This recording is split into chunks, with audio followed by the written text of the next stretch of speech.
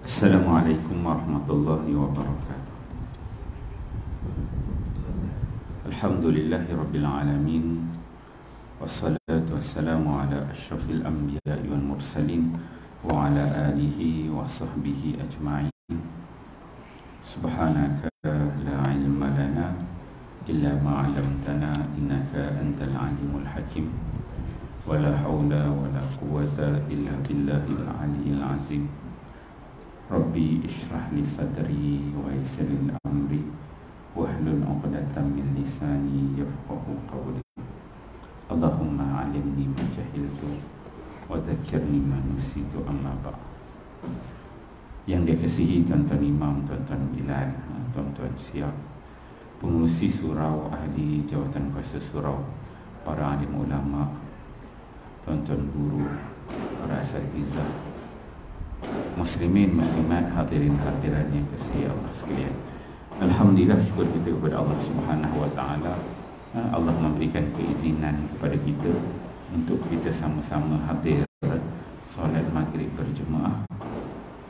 Seterusnya Allah memberikan kelapangan waktu untuk kita sama-sama duduk lepas maghrib mendengar ayat-ayat Al-Quran, hadis-hadis Nabi sallallahu alaihi wasallam.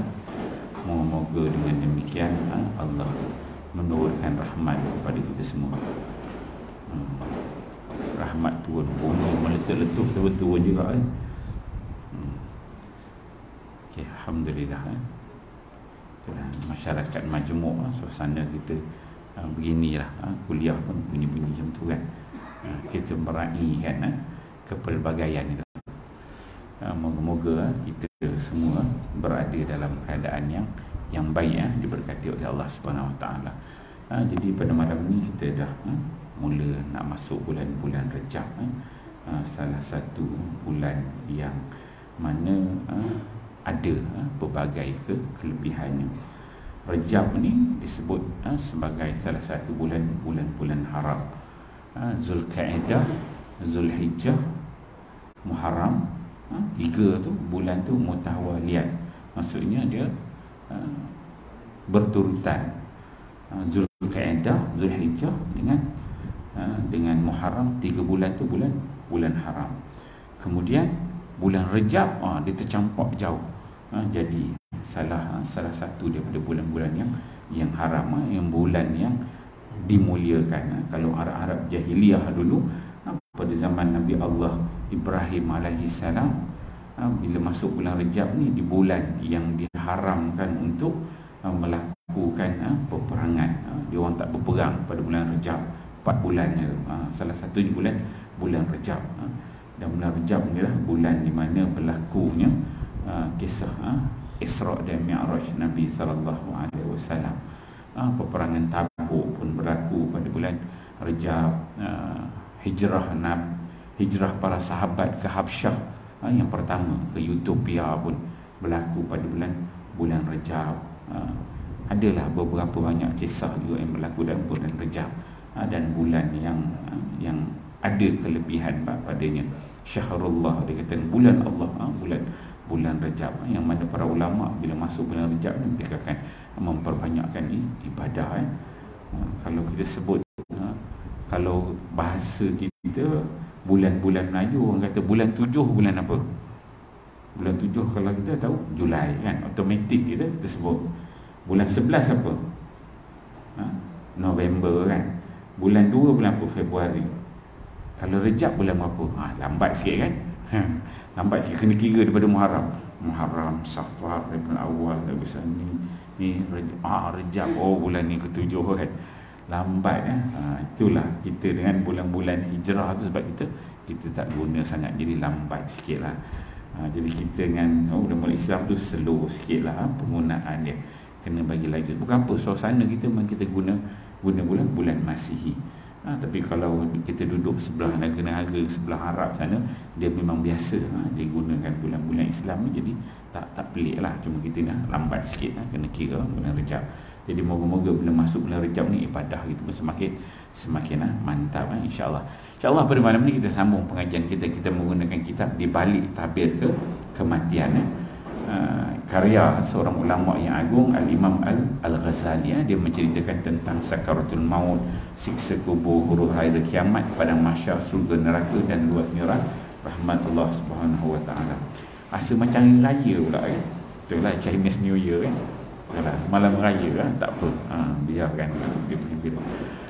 Kitab di balik takdir kematian ini merupakan saduran daripada salah satu tajuk dalam kitab Ihya Ulumuddin, iaitu Zikrul Maut wa ma ba'dahu. Dia membicarakan tentang kematian wa ma ba'dahu, dan apa yang berlaku selepas kematian. Disusun oleh Imam Al-Ghazali dan dia membahagikan kepada dua bahagian. Bahagian pertama maksudnya sampai mati, kemudian bahagian kedua yang setelah mati. Dan kuliah kita yang terakhir ialah pada 27 bulan 11. 27 bulan 11 di muka surat 9. Kita masih membicarakan pada bab yang pertama. Bab yang pertama ni apa dia? Tajuk dia tentang kematian dan dorongan untuk selalu mengingatinya. Jadi Imam Al-Ghazali dia bawakan tajuk yang pertama membicarakan tentang mati, kemudian apa bentuk dorongan yang dapat membina kita ini supaya sentiasa mengingati kematian. Dibawakanlah dalil itu, dalil ini, cerita pembahagian manusia. Kemudian disebutkan tentang keutamaan mengingat kematian. Kemudian kita sampai kepada muka surat 9 dan malam ni kita mula masuk muka surat yang ke-10 surat yang ke-10.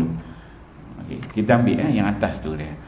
Ni hadis ni lah, hadis muka surat 9 tu dia bersambung sampai muka surat yang 10 Okey, kemudian dalam kata Imam Al-Ghazali muka surat 10 tu, dalam sebuah asar ni maksudnya apa? Peninggalan para sahabat. Dalam sebuah asar disebutkan bahawa Al-Hasan Al-Basri, bila sebut Hasan Al-Basri ni maksudnya ulama tabi'in lah, golongan tabi'in selepas zaman sahabat. Dalam sebuah asar disebutkan bahawa Al-Hasan Al-Basri dia mengatakan bahawa kematian akan mengungkap aib-aib manusia, aib-aib dunia. Kematian akan mengungkap aib-aib dunia dan tidak menyisakan, maksudnya dia membiarkan kegembiraan bagi orang yang mahu berfikir. Kata Hasan Al-Basri, kematian ini dia akan mengungkapkan tentang aib-aib dunia. Bila kita dalam diri kita ni ada ingat tentang kematian, maka kita akan nampak aib, kelemahan, apa keburukan dunia ni. Duduk atas muka dunia ni, segala bentuk kelemahan yang ada dekat muka bumi ni kita akan dapat lihat. Apabila ada kematian tu dalam diri kita, kita ingat tentang kematian, tahu kita ni akan mati. Kita tahu dunia dana yadnu dunia. Dana yadnu dunia, dana ni maksud benda-benda yang dekat. Benda yang dekat. Kalau mati, akhirat ni benda yang jauh. Bila sebut dunia, benda yang dekat tu, so kita akan nampak bila kita ingat kematian, dunia ni yang sementara, dunia yang banyak kelemahan, dunia ni yang penuh dengan ujian daripada Allah Subhanahu wa taala. So bila kita memahami dia, maka aib dunia tu akan terlihat. Kita nampak yang ni kalau kita buat lebih, kesannya begini, yang ni kalau kita buat begini, dosanya begini. Semua ketika mana berada di dunia. So aib dunia tu akan terlihat. Dan tidak menyisakan, dia membiarkan kegembiraan bagi orang yang mahu berfikir.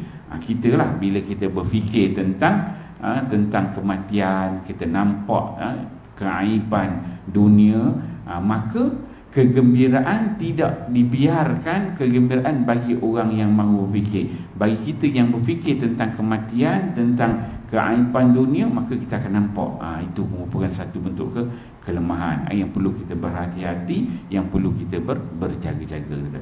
Kemudian Ar-Rabi' bin Huthain pula, dia mengatakan bahawa tidak ada barang gaib yang ditunggu oleh seorang mukmin yang lebih baik baginya daripada kematian. Sebelum ni Imam Al-Ghazali dia telah membahagikan manusia itu kepada tiga bahagian.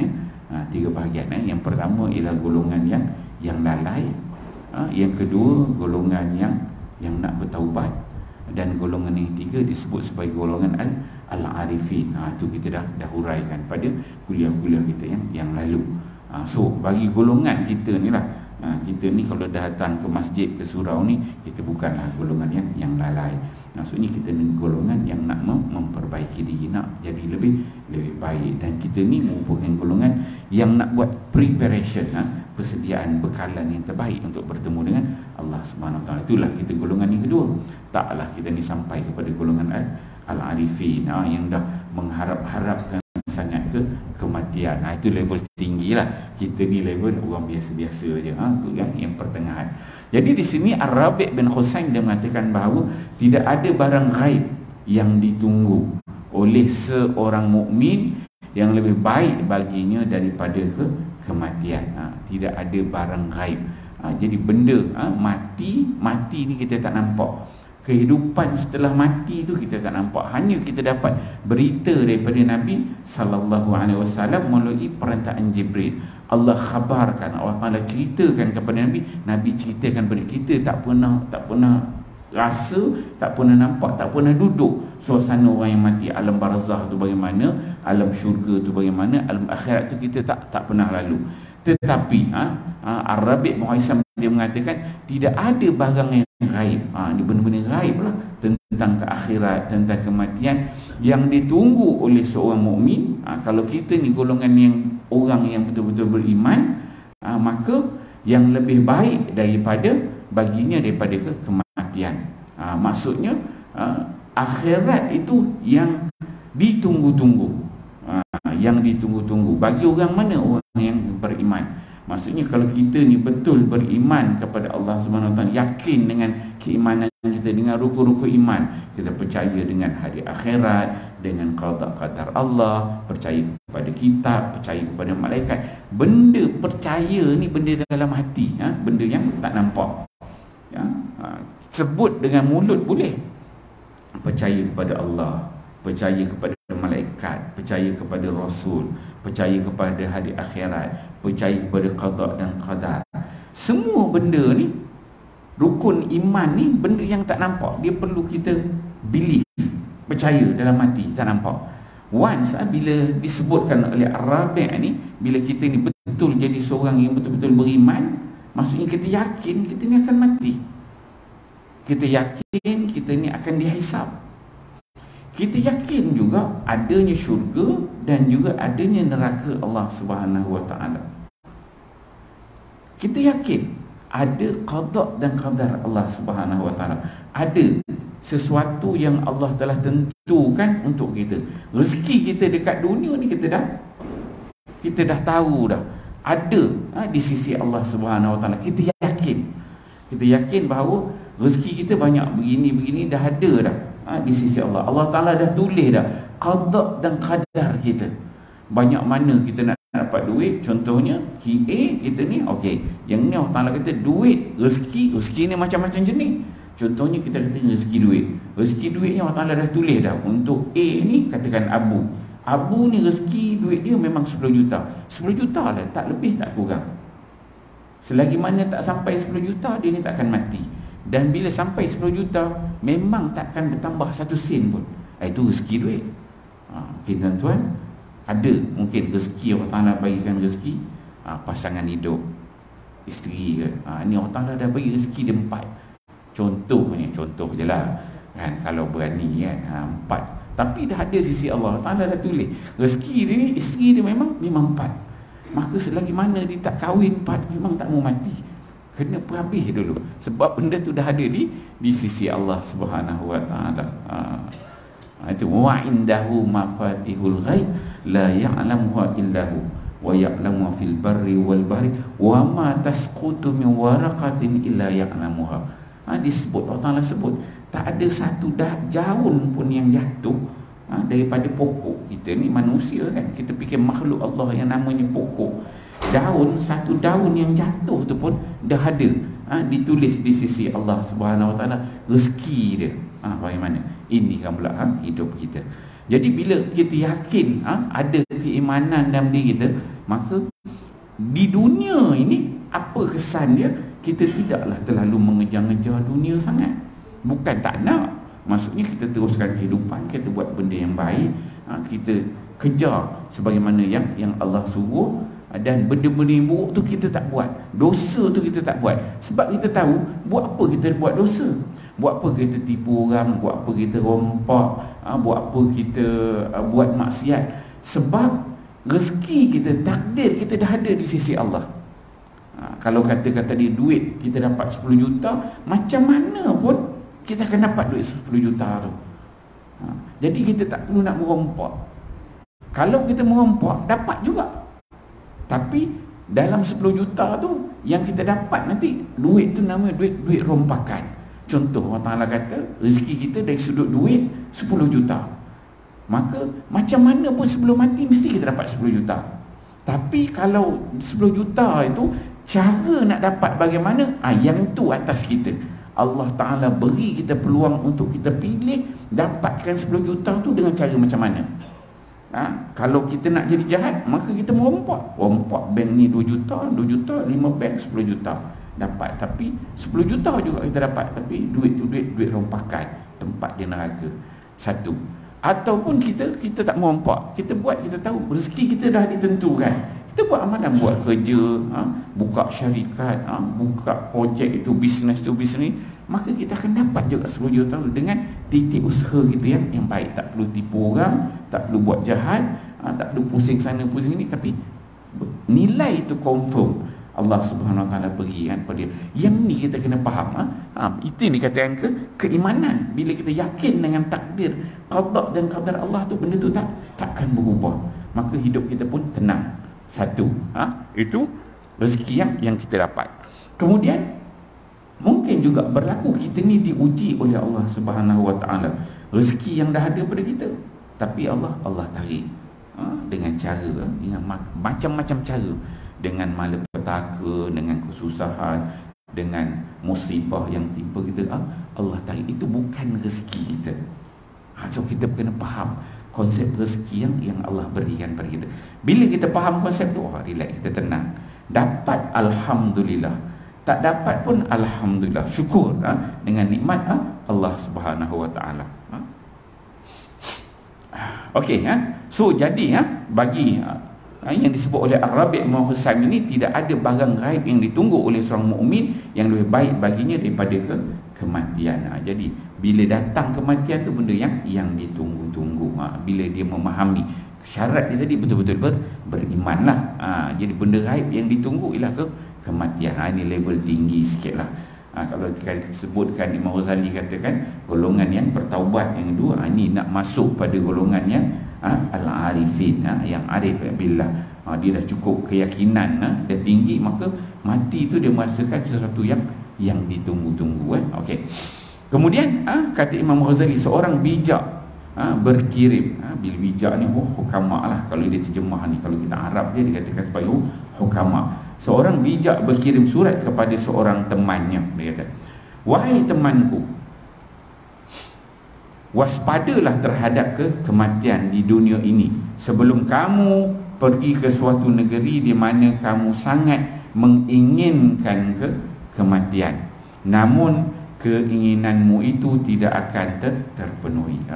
Ni para hukama, orang bijak pandai, dia berkata dia mengirim surat kepada temannya. Apa isi? Kalau kita tengok golongan para ulama dahulu, salafus salih, mereka ni bersahabat, berkawan, dia akan hantar surat pada sahabat dia, memberikan kata-kata rangsangan untuk jadi lebih baik. Kalau macam kita pada hari ni WhatsApp lah, tiap-tiap ada WhatsApp tazkirah itu, tazkirah ini. Ini yang kita buat hari ni dibuat ulama salafus salih ni dia buat. Tapi dalam bentuk dia hantar surat lah. Zaman dulu manual, adalah pejabat pos dia hantar kan. Dia kata, wahai temanku, dia kata, waspadalah terhadap kematian di dunia ini sebelum kamu pergi ke suatu negeri di mana kamu sangat menginginkan kematian, namun keinginanmu itu tidak akan terpenuhi. Kan? Tengok dia kata, waspadalah terhadap kematian di dunia ini. Kita ni kena buat preparation, kena buat persiapan yang sebaiknya terhadap kematian, yang mana kematian dekat dunia ni yang akan datang pada kita. Semua orang akan bertemu dengan kematian.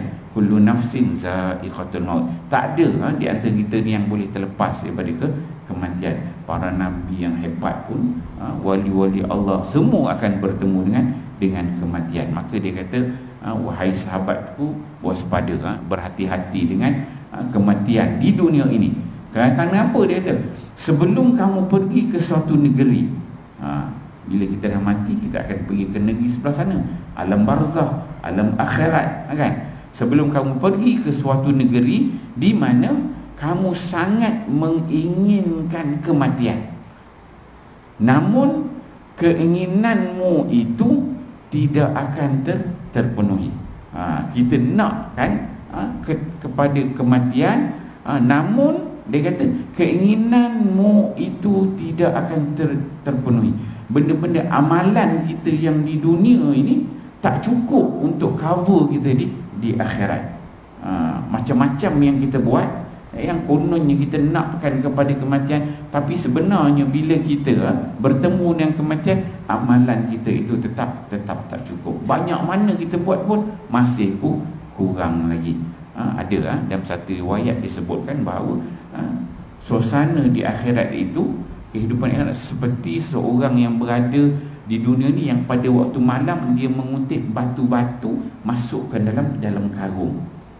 Suasana gelap, jadi dia mengutip batu-batu yang dimasukkan dalam karung. Dia tak tahu yang dikutip tu adalah batu ke permata ke, sedangkan diceritakan tentang ini semuanya permata begini, dengan beliannya, dengan zamrudnya, permata yang sangat berharga. Tapi disebabkan dia mengutip itu dalam suasana gelap, dia tak nampak, jadi dia tak appreciate sangat. Ada orang yang mempunyai keyakinan yang tinggi, maka dia yakin bahawa yang dikutip ni merupakan permata, belian, emas, intan. Jadi dia akan ambil banyak-banyak, walaupun dia tak nampak. Dia tak nampak benda yang dia kutip, dia masuk dalam karung, dia tak nampak sebab gelap. Tapi dia punya keyakinan yang tinggi, dia akan kutip sebanyak-banyak yang boleh untuk bawa sampai ke hari besok cerah. Bila besok cerah tu baru dia nampak, ya Allah Tuhanku, banyak dia kutip. Atau kalau bagi orang yang kurang yakin, dia tahu cerita tentang ini yang dikutip ni permata, belian semua, tapi dia kutip dia lebih kurang sebab dia tak rasa suasana gelap. Dia melibatkan apa? Dia melibatkan keyakinan. Dia tak yakin sangat. Ya betul, nikmat pahala buat solat sunat semua kena, tapi dia ambil lah lebih kurang. Tapi bila tiba besok hari cerah, yang ini bila dia dah mati, dah tiba ke alam akhirat, baru dia tahu Allah sayang sikit yang dikutip.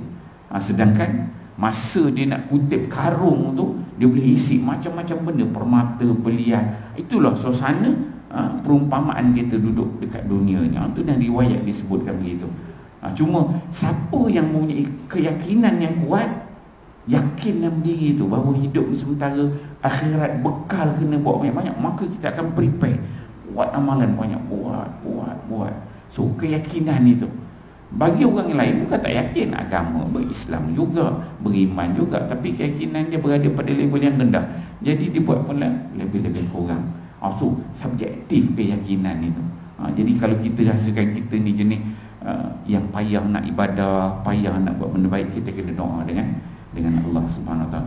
Kita dengar hadis-hadis Nabi, dengar ayat-ayat Quran tentang kelebihan persediaan, tapi kita rasa kenapalah dia aku ni tengok kawan yang lain rajin buat ibadat, macam-macam benda dia buat, tapi kita ni rasa macam kenapalah aku ni berat, malas. Tengok orang lain nak jadi baik, ubah itu, baiki ni, buat amalan tu, buat amalan ini, infak itu, sedekah itulah ini, tapi aku ni rasa macam berat. Apa masalah? Tu kita bila kita nampak boleh muhasabah diri tu, maka kita istighfar dan doa, minta kepada Allah Subhanahu Wa Taala, moga-moga Allah berikan kepada kita kekuatan Allah berikan keyakinan. Allah yakin tu. Bila kita yakin Allah Ta'ala berikan kekuatan, barulah kita boleh buat amal ibadat. Nak infak ke, nak tahajud ke, nak buat ibadat-ibadat, semua bentuk ibadat ni diperlukan kekuatan daripada Allah Subhanahu Wa Taala. Yang kekuatan tu dia memerlukan yakin ada kekuatan, ada kemampuan. Itu kita kena minta dengan Allah Subhanahu Wa Taala. Sebab benda ni sifatnya subjektif. Kita, kekuatan tu bukan milik kita. Bukan milik itu. Contoh nak puasa sunat Isnin Khamis, bukan payah puasa je, tapi kita pun tak buat juga kan. Bukan payah puasa kan. Nak keluarkan duit daripada poket, infak 50, 100 ambil masuk, tapi masuk keluar tengok buka dompet ada 10, ada 50, ada 100, ada duit sikit-sikit, ambil yang paling kecil kan, yang kecil kan, kita masuk kan. Jadi dia yakin dia terkurang. Kekuatan tu nak ambil yang 100 tu lah. Kalau keluar 100 tu mungkin tangan tu dia Parkinson kejap kan, nak pergi masuk Parkinson tu, yakin tu kurang. Sedangkan kalau bila baca ayat Quran, Allah Ta'ala sebut lawa anfaqtum, Allah Ta'ala akan tukarkan balik apa yang kita infakkan. Wa ma anfaqtum min syai'in fa huwa yukhlifu. Apa yang kita infakkan, kita keluar, Allah sebut dalam Quran fa huwa yukhlifu. Allah pasti Allah Ta'ala akan ganti balik. Kan? Kalau beranilah keluar gaji, baru keluar dia dalam poket 5,000 ke, ambil 5,000 letak masuk tabung.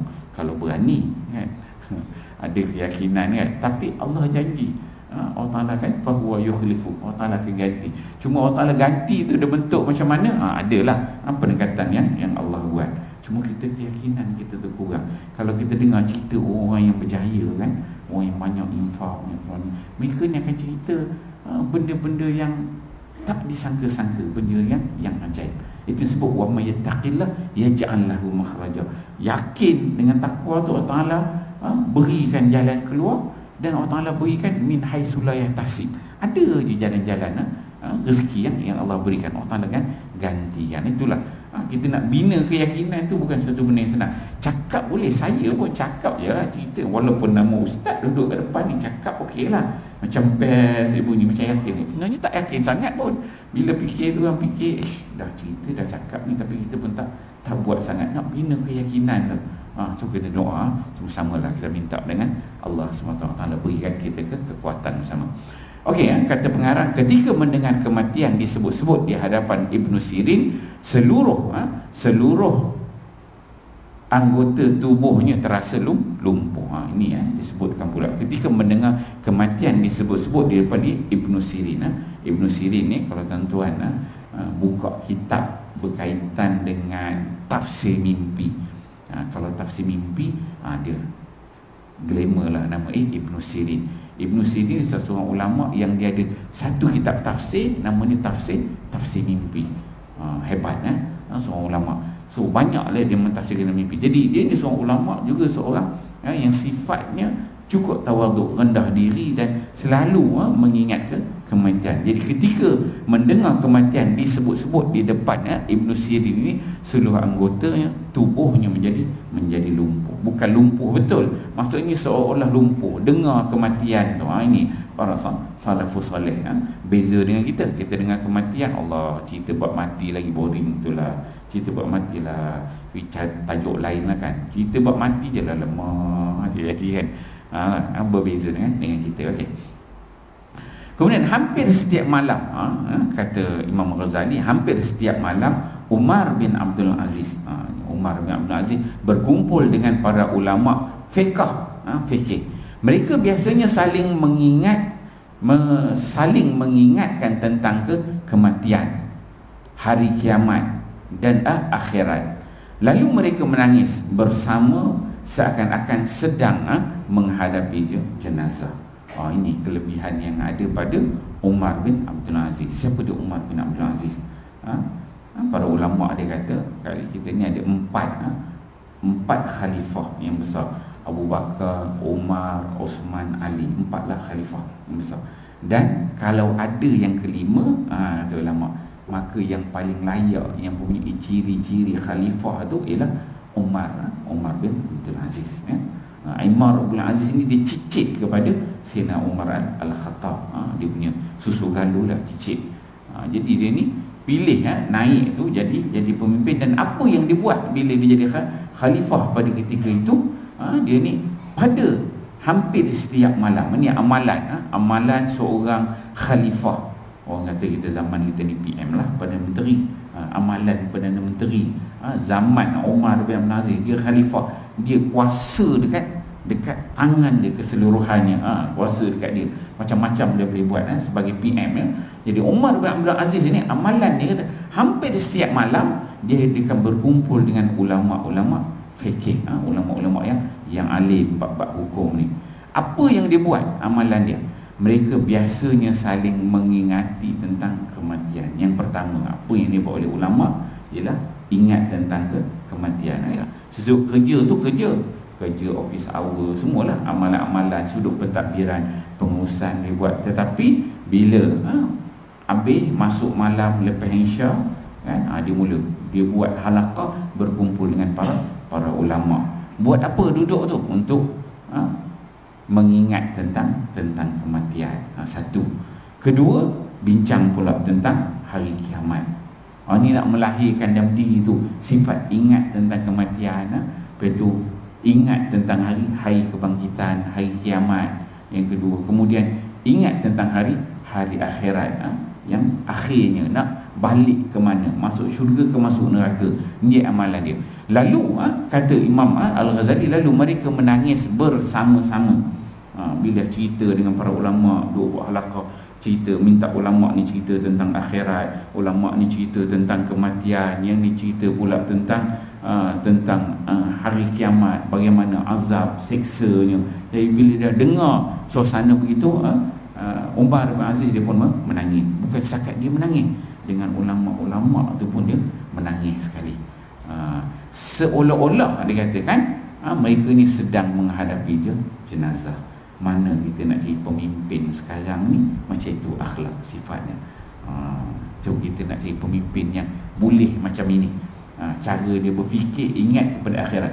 Tentulah kalau kita dapat seorang pemimpin yang sifatnya macam Umar bin Abdul Aziz ni, dia tak tipu orang, dia tak ambil duit orang, dia tak corruption, dia tak buat benda-benda maksiat, dia tak ambil hak orang, tak ambil projek tu, tak ambil projek ini, dan dia jujur, telus, transparent.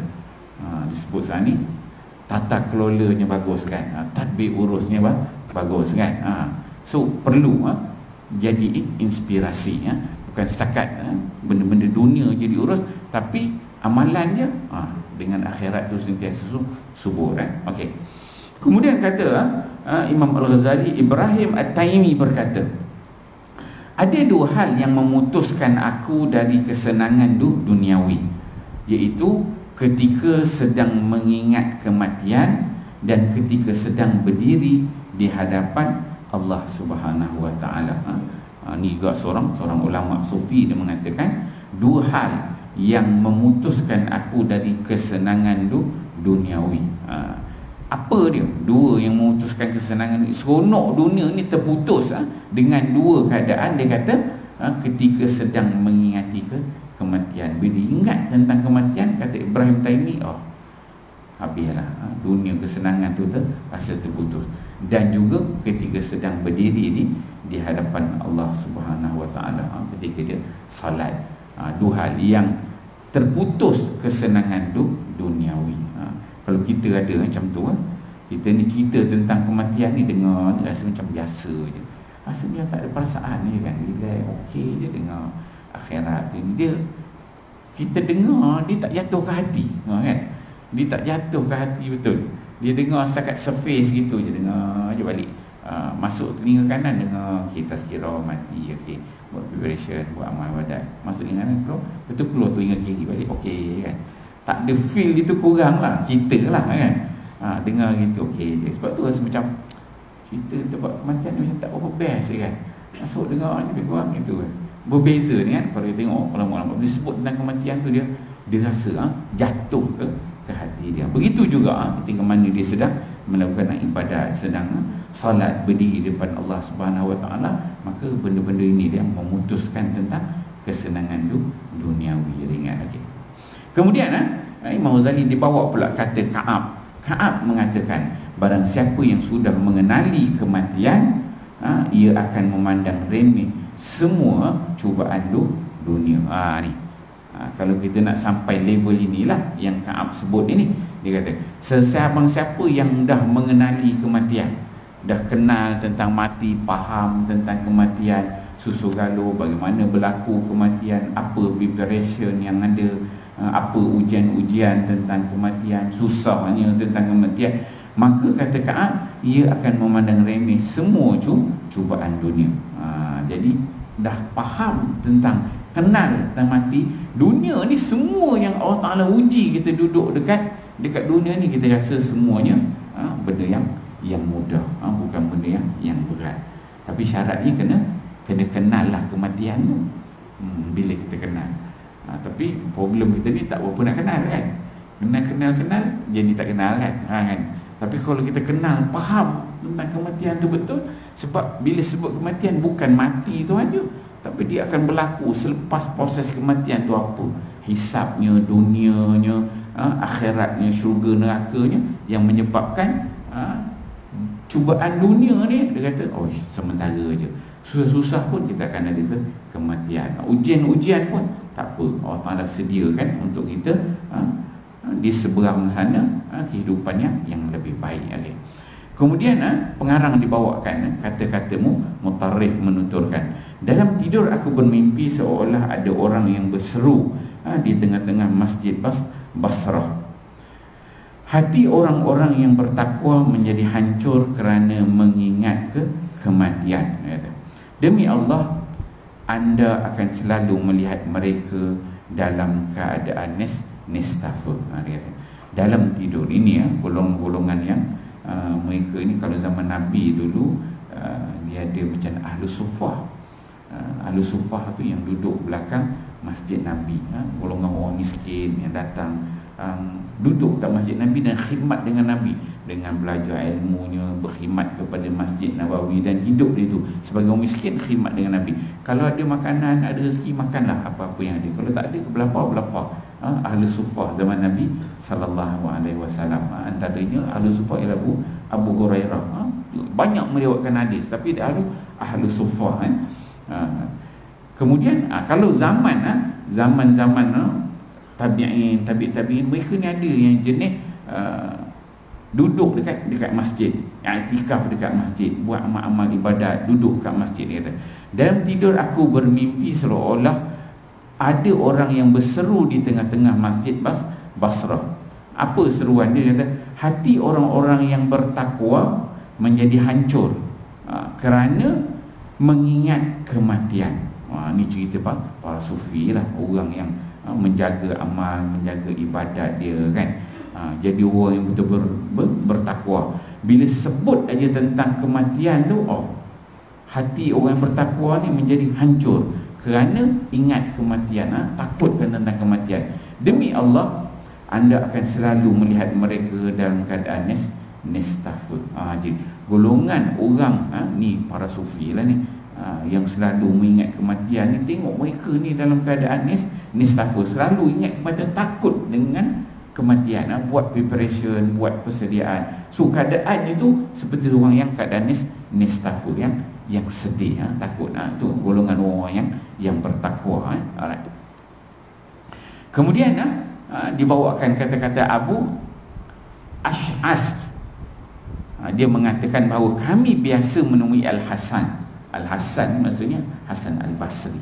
Bila kitab Imam Ghazali, Al-Hasan itu sebut Hasan Al-Basri, dia merujukkan kepada ulama-ulama sufi. Ia selalu membicarakan tentang neraka, akhirat dan juga kematian. Ni kalam-kalam ulama lah ni. Isu-isu yang biasa disebutkan oleh Hasan Al-Basri, cerita tentang neraka, akhirat dan juga kematian. Kemudian Safiyah radhiyallahu anha berkata, seorang wanita mengadu kepada Aisyah radhiyallahu anha soal hati ni yang keras. Aisyah lalu berkata, sering-seringlah mengingat kematian supaya hatimu menjadi lembut. Setelah melakukan cadangan Aisyah tersebut, hati wanita itu menjadi lembut. Ia kembali menemui Aisyah untuk mengucapkan terima kasih. Ini cara bagaimana kita nak melembutkan hati yang keras. Jadi Safiyah ni disebut seorang wanita ngadu kepada Aisyah. Aisyah ni isteri Nabi sallallahu alaihi wasallam lah, kita tahu. Jadi apa yang Aisyah ajar dia? Berkaitan dengan soal hati yang keras. Nak lembutkan hati yang keras ni bagaimana? Sering-seringlah mengingat kematian. Kalau kita ni jenis hati yang keras, yang banyak penyakit dalam hati. Kita ni tuan-tuan banyak maksiat buat, banyak dosa buat. Hidup dah 40, 50, 60 tahun ni. So dosa tu dah banyak. Bila dosa tu banyak dah kita buat, hati kita ni menjadi keras. Tak dapat melihat cahaya daripada Allah Subhanahu Wa Taala. Dah jadi keras, dah banyak sangat maksiat kita buat. Imam Ghazali disebut hati kita ni macam cermin. Bila kita buat maksiat, dia akan ada bintik hitam. Buat lagi bertambah sampailah dia jadi hitam betul. Bila banyak sangat maksiat yang kita buat, dia dah tak jadi cermin, boleh pantulkan cahaya. Nak terima cahaya pun tak boleh. Imam Ghazali dia ibaratkan sedemikian. So hati tu bila banyak buat maksiat, banyak buat dosa, dia akan jadi keras. Jadi bagaimana cara nak melembutkan dia? Maka caranya sering-seringlah kita ingat tentang kematian. Bila kita ingat mati tu, dia lain. Aku hidup ni banyak buat dosa, banyak buat salah, banyak buat silap. Kita tahu kita akan mati, akan bertemu dengan Allah Subhanahu Wa Taala. Jadi dia akan, hati itu akan mundur, jadi slow. Kalau jenis angin satu badan, angin dia pun slow juga. Jenis kaki pemarah, slow juga kan. Jenis tangan kaki naik, marah anak, marah isteri, angin satu badan, angin dia pun slow. Niat mati aku ni bukan menongkat dunia. Alright. Okay. Itu yang diajar oleh Aisyah, supaya hatimu menjadi lembut. Kemudian setelah melakukan cadangan Aisyah tersebut, hati wanita itu menjadi lembut, terbukti. Maksudnya dengan mengingat kematian tu, hati itu boleh menjadi lembut. Dia kembali menemui Aisyah untuk mengucapkan terima kasih. Kemudian kata pengarang lagi, setiap kali soal kematian disebut-sebut di hadapan Nabi Isa alaihissalam, kulitnya langsung menitiskan darah. Ini adalah cerita riwayat dululah, menyebutkan tentang bagaimana apabila kematian itu disebutkan di depan Nabi Isa alaihissalam, takutnya dia kepada kematian ni, kulitnya itu seolah-olah terus menitiskan darah.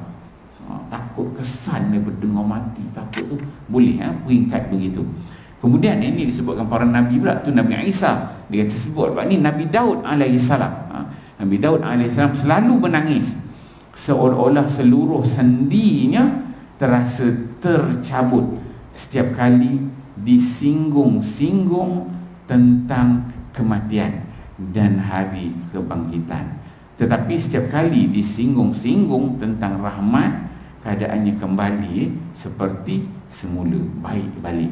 Itu Nabi Allah Daud alaihissalam, menangis seolah seluruh sendinya tercabut setiap kali diceritakan tentang kematian, tentang kebangkitan. Ini para nabi. Para nabi bila sebut tentang kematian, begini keadaan mereka. Kemudian sebut tentang rahmat Allah, baru tenang balik. Bila sebut tentang kematian tu takut. Tapi kita sebut tentang kematian tu biasa je kan. Kena kan, kita muhasabah diri kita kan. Alright. Kemudian Al-Hasan mengatakan, aku tidak pernah melihat orang pintar yang tidak merasa takut atau sedih jika sedang memikirkan tentang kematian. Ini kata Hasan Al-Basri. Dia mengatakan, aku tidak pernah melihat orang yang pintar, orang yang cerdik, orang yang pandai, yang tidak merasa takut ataupun sedih jika sedang memikirkan tentang kematian. Jadi bagi orang yang cerdik, bagi orang yang pandai ni, yang otaknya cerdik, otaknya pandai, sebab tu kami lawan azan.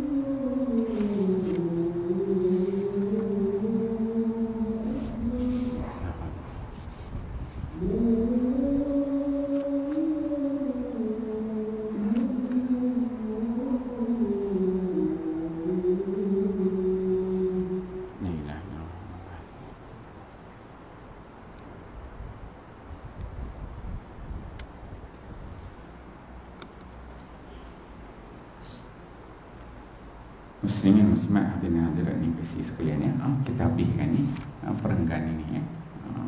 Muka surat 11 tu. Cerita yang terakhir tu kita ambil kisah Hasan ya, Al-Hasan Al-Basri kan disebutkan. Jadi Al-Hasan dia mengatakan, aku tidak pernah melihat orang pintar yang tidak merasa takut atau sedih jika sedang memikirkan tentang kematian. Ada dalam hadis Nabi disebutkan, al-kayyisu man dana nafsahu wa alima bima qabla al-maut. Orang cerdik orang cerdik dari sudut pandang Nabi sallallahu alaihi wasallam. Siapa dia orang yang cerdik? Orang yang cerdik ialah orang yang membuat persiapan untuk kehidupan selepas kematian. Tu orang yang cerdik. Saya rasa hadis tu kita pernah baca sebelum ini. Golongan yang cerdik, yang pandai, yang pintar ni dari sudut pandang Nabi, kalau kata cerdik tu macam mana? Cerdik tu ialah orang yang buat preparation untuk hari kematian. Itu yang disebut sebagai orang yang cerdik. Kalau kita ni buat preparation untuk hidup dekat dunia, beli rumah besar, beli kereta besar, buka satu syarikat, dua syarikat, tiga syarikat, bisnes sana, bisnes sini kita bukan orang yang cerdik kan. Tak nampak cerdik itu bukan itu aspek cerdik yang Nabi ajar, yang Nabi hendak. Tapi yang Nabi tunjukkan, kalau orang yang cerdik maksudnya dia buat preparation untuk kehidupan selepas dia mati. Itu yang cerdik. Kalau kita hari ni kita rasa kita cerdik sebab kita boleh beli rumah besar, satu rumah boleh beli dua rumah, tiga rumah, empat rumah. Cerdiklah kita simpan properties kan. Cerdik kita duit simpan 1 juta, 2 juta. Cerdik banyak. Kita rasa macam lebih selamat kan, simpan untuk dunia. Cerdik apa kita? Apa yang boleh kita bisnes lagi, kita dapat buat duit lagi, make money tu, ini untung mana juta, untung ni. Jadi duit yang banyak tu kita rasa kita ni orang pandang kita cerdik, orang pandai kita ni pandai menguruskan. Nampak macam kita cerdik. Betul, cerdik tu dalam konteks dunia je lah. Konteks dunia. Tapi Nabi sebut tu tak cerdik sebenarnya. Orang yang cerdik ialah dia tahu dia akan mati, dan dia buat juga, dia cari, dia kejar. Apa dia buat? Dia simpan untuk akhirat. Dia tak simpan untuk dunia. Tu beza dia tu. Apa yang dia buat, semua dia kejar, dia simpan untuk akhirat. Dia tak simpan untuk dunia. Sebab itu kita tengok para sahabat, para Nabi, mana ada rumah, beli rumah pertama, rumah kedua, rumah ketiga kan. Dia tak jadi macam tu. Bukan salah sebenarnya. Kita ada orang Ta'ala bagi rezeki bagus, teruskan apa kelebihan yang ada pada kita. Tapi kalau kita nak tengok apa yang ditunjukkan oleh salafus soleh, dia tak jadi macam tu. Dia buat amalan, benda-benda dia dapat, dia akan infak, dia akan keluarkan. Allah Ta'ala bagi rezeki pada dia akan infak, dia keluar. Sebab bila dia infak, benda tu akan jadi bekal untuk akhirat dia. Dapat je lebih, dia akan infak. Dapat je lebih, dia akan infak. Jadi setiap sesuatu tu semua akan jadi bekalan dia untuk akhirat. Tu baru nampak cerdik. Nampak cerdik. Allah Ta'ala bagi rezeki, dia ambil infak. Dapat dia infak, buat itu, buat ni. Semua yang dia buat tu, semua tu dia fikir bekal untuk hari akhirat. Itu yang baru yang cerdik kata. Jadi aku tidak pernah melihat orang yang pintar yang tidak merasa takut atau bersedih jika sedang memikirkan tentang kematian. Jadi orang yang cerdik, orang yang pandai ni boleh sebut tentang kematian tu, dia akan rasa takut, dia akan rasa sedih ada pada diri dia. Kalau dia ni rasa biasa je, tak ada perasaan apa-apa, selamba je, maka dia ni taklah termasuk golongan orang yang cerdik. Tu cerdik dari sudut nilai pandang pada ulama-ulama sufi. Jadi insya-Allah bila kita baca tajuk-tajuk begini, moga-moga Allah Subhanahu Wa Taala mencampakkan dalam hati kita ni kefahaman yang baik tentang agama Allah. Allah Taala campakkan kepada kita kefahaman yang tepat kehidupan dekat dunia ini, bagaimana Allah Taala berikan kepada kita kefahaman yang baik tentang kehidupan akhirat, supaya amalan-amalan yang kita buat ni balance antara dunia dan juga akhirat, balance. Tak kita cari dunia je tinggal akhirat, ataupun kita cari akhirat je tinggal dunia tu, tidak. Tapi kita faham dunia dan kita faham akhirat. Jadi setiap sesuatu yang kita buat tu kita akan nilai mengikut neraca timbangan Allah dan juga Rasul yang dia hendak macam mana. Jadi supaya satu hari nanti ketika mana Allah Subhanahu Wa Taala nak ambil nyawa kita, kita dah berada pada masa dan waktu yang terbaik.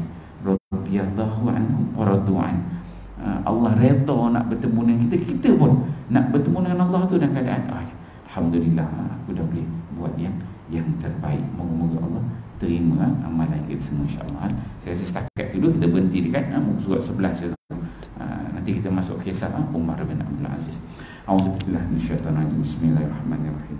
Alhamdulillahirabbil alamin, wassalatu wassalamu ala asyrafil anbiya'i wal mursalin wa ala alihi washabihi ajmain. Allahumma ja'al jam'ana hadza jam'an marhuma wa tafarruqana min ba'dihi tafarruqan ma'suma wa la taj'al lahu ma'fina wa la ma'ana wa la man yattabi'una syaqiyyan wa la matruda wa la mahruma. Rabbana atina fid dunya hasanah wa fil akhirati hasanah wa qina adzabannar. Wa sallallahu ala sayyidina Muhammad wa ala alihi wasallam. Walhamdulillahirabbil alamin. Assalamualaikum warahmatullahi wabarakatuh.